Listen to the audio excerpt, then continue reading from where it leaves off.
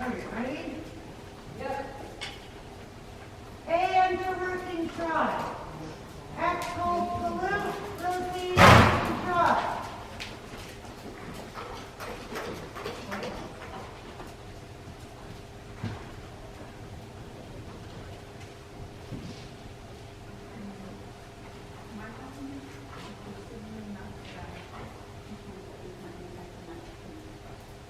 C, track right, proceed to B.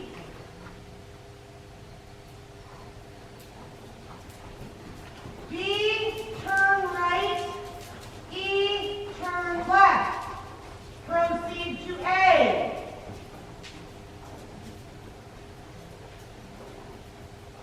A, circle left, 20 meters.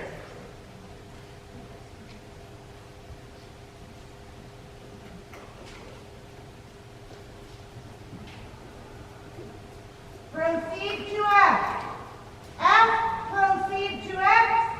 X, proceed on center line to C. Near C, medium walk. C, track left, proceed to H. H, X, F, chain green, 3 walk.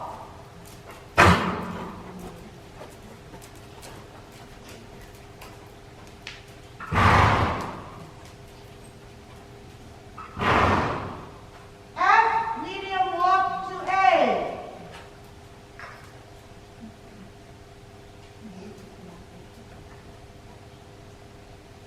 A, working trot and circle right, 20 meters.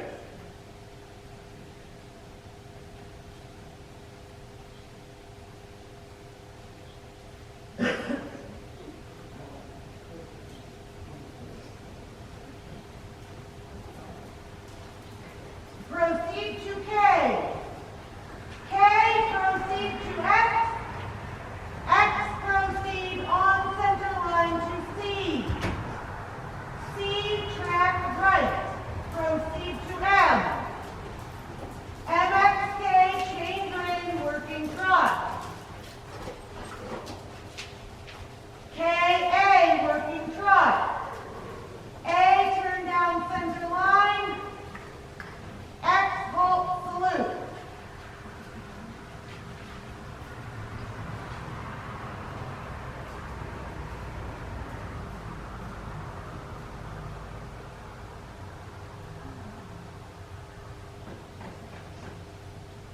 Yay, you got through it. Yeah. Got that over with, right? Farther than last time. That's right.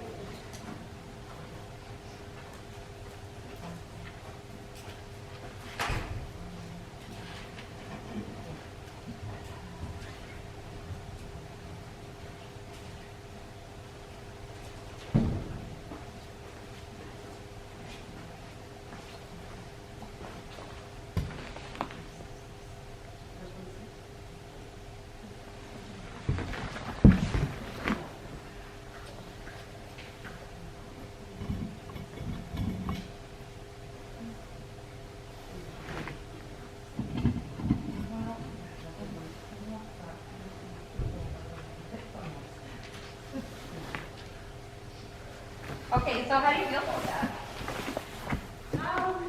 Like I know we kind of just threw you in and you know you can suck back a little bit. Yeah.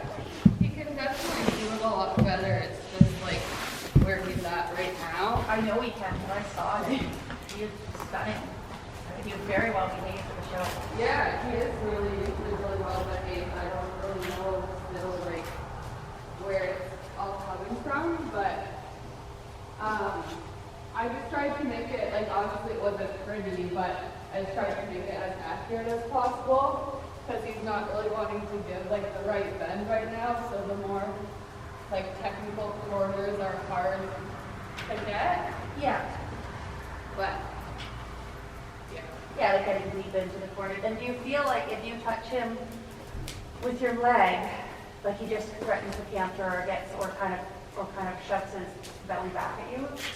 Or does he absorb you a little bit? he's very sensitive, like always.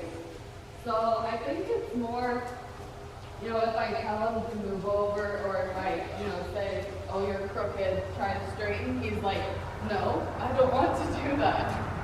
Yeah. But, yeah, he reacts to the leg, but I don't, like, keep my leg very strong all the time. Yeah. It's okay for me to get up. Oh, yeah. Yeah. Are you okay with hopping off them for a second? And I don't know what you do with them, but it's gonna like poke and prod and hopefully not upset them. And then I can use hand sanitizer. But He will put his ears back at you. really, are you rude boy? He's like, well, that's fine, but it's stranger danger, right? And that's how it should be. So, yeah, okay, I see this. All right, so come this way, please. Come on. Sit up. Sit up. Yeah. So, like, I'm assuming you do a lot of like in-hand stuff with them. Not so much anymore. Okay. So, he's like very sensitive on his side. He kind of tells you how it's going to be, right, when you touch him? Sorry. So, a little Western thing is putting your little belly against him, right? A little tiny touch reflection.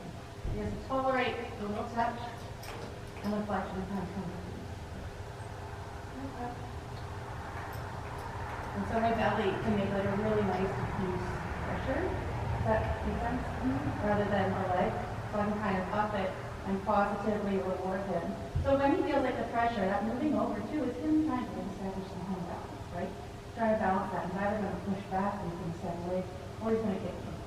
Right? So right now he's being pretty tolerant. He's like, Mom, why aren't you here beside me? Little tiny flexion. He's like, I don't need to go to bed. I don't need to come home and sit. I just want you to chew it. It's really so good for you. And so right now, if you come over here for a second, and you can put your hand in here, or I can touch you and I can show you the kind of pressure that I do have in the belly button. The pressure. And he tolerated it. But the first time I touched him, he was like, F you! Right? So then, which leg is he more sensitive with? It's usually going to the right. Is it when your right leg touches him or your left? Right. Right. Okay. It always seems to be the right, and that's like when we think hind gut issues, right? Because behind that, all this stuff happens on the right sector, that's where a lot of discomfort then shows itself. Yeah. But anyway, he's tolerating that quite well. He's like, there's no other ass behind it. So if I kind of, I don't, you know, I'm not going to try to agitate him and make him handle it, but he's a little bit like, I don't know what you want from that. It's either simple, just a tiny there, just a tiny flex, and a tiny little flex. And then on this side. So the mirror that I have that is just saying fuck you and weary. This has been like a little brilliant tool because I'm not in danger, as much in danger having this conversation as when I'm on top, potentially, right? So all I'm doing is I'm not putting more pressure, but I'm also not taking pressure away. It's just staying the same. And I just, so everything, I try to make sure it's never a pull, it's always a push, right? Because horses don't pull each other around. They push each other around. So that's his life, a little push, right? So a little pressure on the side, and he learns that he can tolerate that with no other ass behind it. Sorry, that was just my little, he just got a finger. It wasn't, right? And step up, step up. Step up.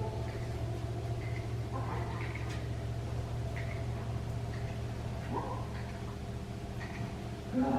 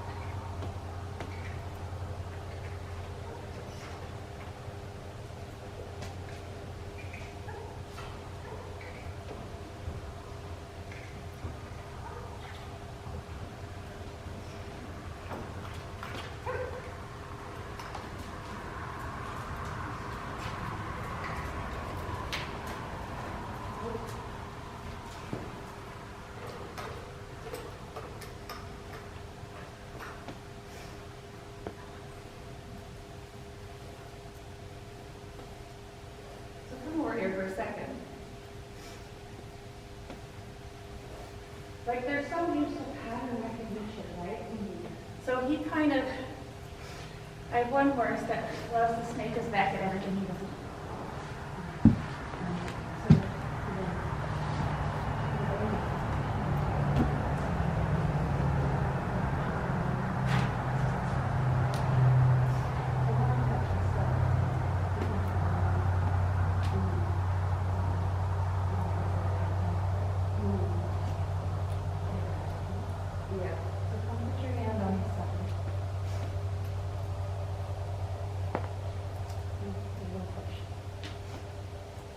And then a gentle rub. Now, if you got Bex with you, you don't have to take it off. You don't have to take it in.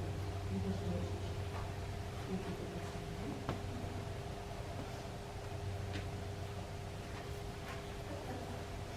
Another thing. When you're asking for this lawyer, you want him to raise his hand. Working on that internal hip rotation. Your legs aren't like this. We'll give you back room to come up. When we're like this, it kind of floats off the loop, and we're asking them to like engage, and we're actually pinching them off like a bigger float. Yeah, I have an issue with that. I think like all years riding hunter, my legs just like. Well, I grew up the same. So off of them, like before you get on, see if you can just rotate and get a little long knee, and then your legs can just be. When you discover like completely lazy leg, it's absolutely brilliant. If he's tight to one leg, like you put your right leg on and you plus it, relieve your left leg. And you're not keep them off the wall, so he's not catching off the wall. So if you put one leg on, there's room to move over to the right. Yeah. It's like walking back on. But before you get on with him, anytime, I would do like little hamstring. Get your little belly knees to side, and kind of gently say to him, like, I don't care what's wrong with you, you can handle this diffuse pressure. Yeah. Does that make sense? Yep. Before I hop on anything, I want to know that if I put my leg on, I'm not going to get a little explosion. Yeah. Because I'm not like an eventer or a bronc rider, so. Me neither. So yeah, but before you get on, see if you can't just roll your little thighs inwards. And it feels like weird, but exaggerate it. Look at me. Spread your legs. Yeah. And then roll them in. Like you ride him, so you can get them a little wider than that. But it's true, right? So I have I coach one dude, and he's always so embarrassed when I get talking. This is so silly, and all the other ladies are weird. Right. Oh, now I need a more fast because I thought she was done. Yeah. That's a worry. Okay, so walk it over here. And now, totally relax your butt, that you can find your seat bones. And forgive me, like you know all this, right? You always listen to book. But so you have like a squeegee heavy bottom. And then see if you feel comfortable enough. And this is the end of the time you just go and leave halfway at everything. Sorry, Yeah, I don't, it's like hard with him because if you let him kind of like lazy around, he like will refuse to go, like at all. Well, just stand by me for a second if you can. Reach behind your thigh if you can and roll it. Like pull all the meat out. There. And now just relax your head. Now grab your other. Sometimes I wonder if they aren't protesting the style as much as they're protesting the ride. We ask them to come up, we ask them to come down, and then a lot of times our guys can't give them that. Does that make sense? Yeah. So, and then it's really hard because if they're a little bit anxious, we ride them a little bit tight because like we don't want to die. But what I say to myself when I'm nervous is, this is going to serve me over good. Really, really, yeah. So if I can have like long, heavy, but really, like, this is where my security comes from. I ask up. This goes like soft, so that when I hands up, it kind of juts your legs in, takes your security away, and that makes you weak. This gets you all of this heel. Does that make sense? Rather than just hinging off the end. So, anytime I come around and say, well, walking around, heave, right, internal. Now walk off with this internal rotation and just let your hips move. Like sleazy hips. And it works your lower back. The lower back is going to have to kind of work hard. Now, when you want a rhythm in the quad, think of the song in your head. Don't try to match his rhythm. Set your internal clock. Because that's what we're doing. Let's say you're sitting trot or a rising trot. You're trying to match his rhythm. You're always going to end up a little second behind or a little slow halfway across the day. Does that make sense?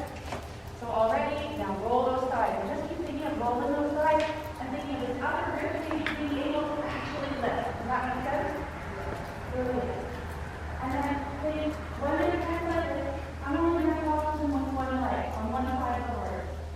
You're going to keep them a little off the wall. You're going to practice the wall. And then we're going to go over and on. So I'm going to talk to my right side. I want to make sure that it's not trapped between my leg and the wall. Yeah, good boy. That's not good. If you can, let's not do it already. Now, when he had his teeth done, did they say how much space he had between his front teeth and his back teeth? No, not that I remember. Because I have wondered, he doesn't have a lot of room for the bit to sit up. Because these little quarter horsey, chubby quarter horse stud looking types, and sometimes have really short mouth. So the bit, I can hear it hitting teeth. You might think that's like a soft truss bend bit, but what it does is it keeps them. Roll that high, roll that high.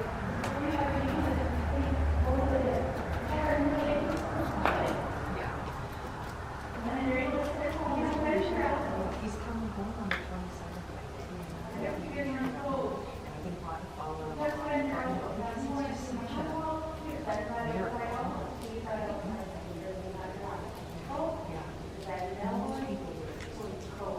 It's such a nice sport.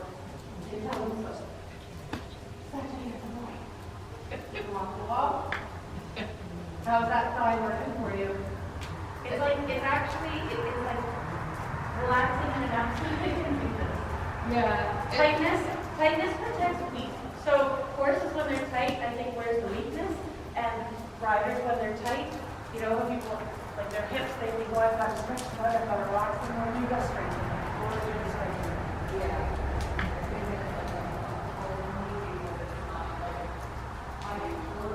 Right, and it, by doing this, it changes everything. So it's such, it should be like a number one priority. Get rid of hip pain there, lower back pain there, knee pain, ankle pain. This is the key. It's worth it. Beautiful. And then keep them off the wall and change direction. And so when you touch them with your right leg, you're going to give them space with your left. You're going to keep them off the wall. So you're going to roll your right thigh in. Or you can touch it with your lower leg. Just think about rolling your right thigh in. You actually have to physically roll your thigh. Know that I do too sometimes. Literally, just to get my inner thigh out of the way, because I'm not a ballerina dressage rider. I'm a girl with thighs. Right? So if you have to, it's going to be one leg harder than the other. And the horse is always kind of